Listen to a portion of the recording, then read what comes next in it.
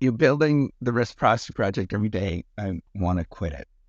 Um, every day I want to walk away and say, this is too hard. I can't do this.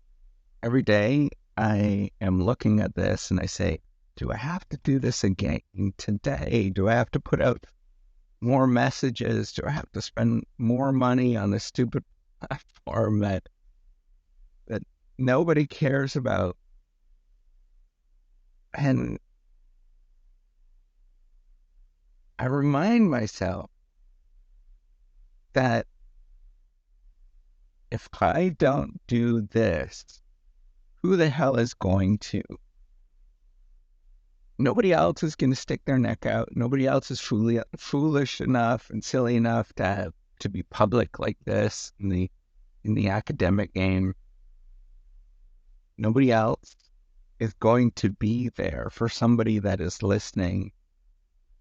And I repeatedly think, and none of that stuff has anything to do with what we're taught or how we understand how the world actually works. What we're taught is that we do things because we're going to make a bunch of money, or we're going to receive success and everything's going to come together. I just I saw something online, my uh, alma mater, Western University, the Ivey Business School. I just saw, so when I started there, they had this little tiny entrepreneurship program, tiny. And there was somebody that was there. I'm going to give a shout out. You can look him up. Eric Morse, I remember, he was one of our professors at the time. And it was just tiny. And it wasn't anything that anybody cared about. And he sat there and he grew this thing one little day at a time. One little day, one little day. And and this was 15 years ago, 20 years ago at this point. Probably when they started was 25 years ago. And I guarantee, I don't know him that much to know that. I guarantee though, man, every day you wanted to quit. And and and and it wasn't until I just saw recently they were able to build this massive building just dedicated to entrepreneurship at the school. And they were able to bring in phenomenal speakers. You all probably have heard that I'm a big fan of GaryVee, and I love what he's doing. I love that sort of morals that he's teaching. And and I look at this and I think, what the hell? You know, here it is. It took so long to build this thing.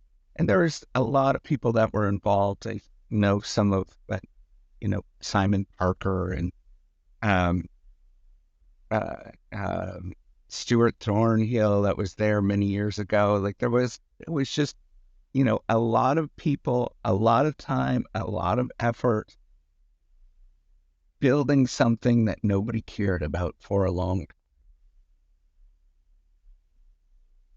You have to remember with that is that it was positioned against the best business school in the country. And it was recognized as the best business school in the country. And here they're going to talk to all of these people that have corner stores and things that nobody cared about. I think about this all the time, that this story is the same story that is told over and over and over again. You want to quit. You look at it and you think, what am I doing here? This is stupid. I'm spending all this money. I'm spending all this time.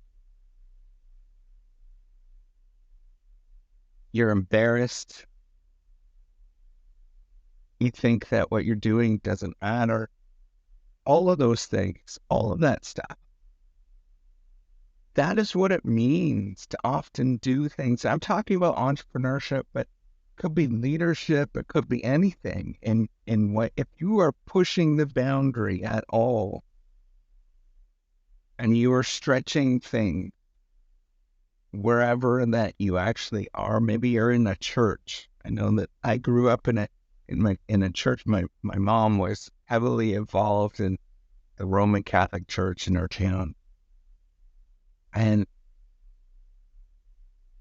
I and by the way, I'm not religious anymore. I don't really have a dog in the fight. But I think about this as like, if you push the boundaries at all and you do something, it almost inevitably feels like nothing, right? Like there is nothing there. Nobody cares. Like nobody cares, right? I think about this. My mom was, I think she's probably perhaps the best role model ever. Because I think about this as, here's this person probably volunteered at the Catholic Church cleaning. My mom and my Auntie Teresa, they cleaned the church every week. That was like, I remember running around the church when I was a little kid for a long, long time. They cleaned the church every week voluntarily for the sake of just doing it. You know, I'm not talking like, it was a big church. It would take the whole day, and it was a lot of work. This is on top of raising 5 kids. And, you know, eventually, I do remember my mom quitting because she just gave up on it. I understand. I'm very sympathetic to that. But the key thing that I think about is, why the hell did she do it for so long? And there's more to the story than doing things for the sake of money, for the sake of success, all of those sort of stories that are told. I mean, go onto YouTube and the crap that people sell. And it's some damn course that they're selling you almost always. Some 1, 2, 3 step course. And it's some stupid course that you'll never end up getting anything with it. All these false dreams. But I look at this and I think, you know, why do people do these things? There's nothing to it. There's nothing. It's a waste. And there has to be something that is bigger. You don't know what it is. And it might not be. It's not a religious thing. And I know that, man, a lot of these 12-step programs that are out there, like the legit ones, like Alcohol Anonymous, and, you know, those ones, say Boy Scouts, all that kind of stuff, they have, you know, a higher being that's involved. But for you, it could be anything. Why the hell that you actually do the thing that you do? That's unexplained. That's the thing that's interesting.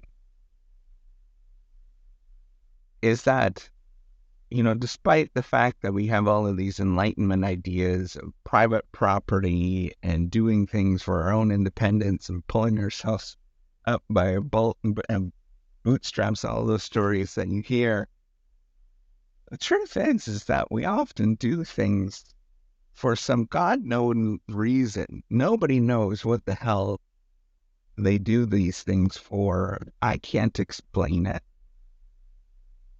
You know, years ago, I would have said it was for the glory of God. But I don't know why. And I want you to sort of think about this. If you're building something, you're stretching the boundary. You don't need to have a reason. You do things that are important in this world that are a waste, very much so a waste. You do things that are important in this world because they're important. It's a because. There's no reason. And there's going to be a lot of times where you're going to think like this. And there shouldn't be a reason that there's some sort of hill climbing thing that happened, climbing that mountain to get to some pinnacle. That doesn't exist. You do things because, and you don't quit because.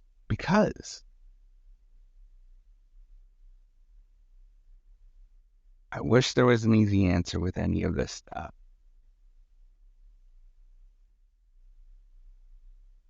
But I think about all of the things that have been important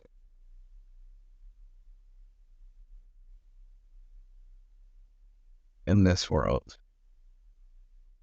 From this massive building and fanfare that they got to University of Western Ontario about entrepreneurship, to my mom cleaning the church for a lot of years, and everything else that everybody else does.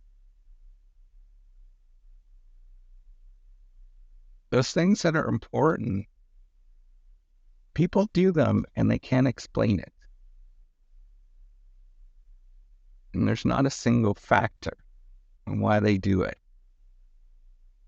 And I hope that you have that same belief, that same feeling that you don't need a factor or a reason to do something that's important, because you just know it's important.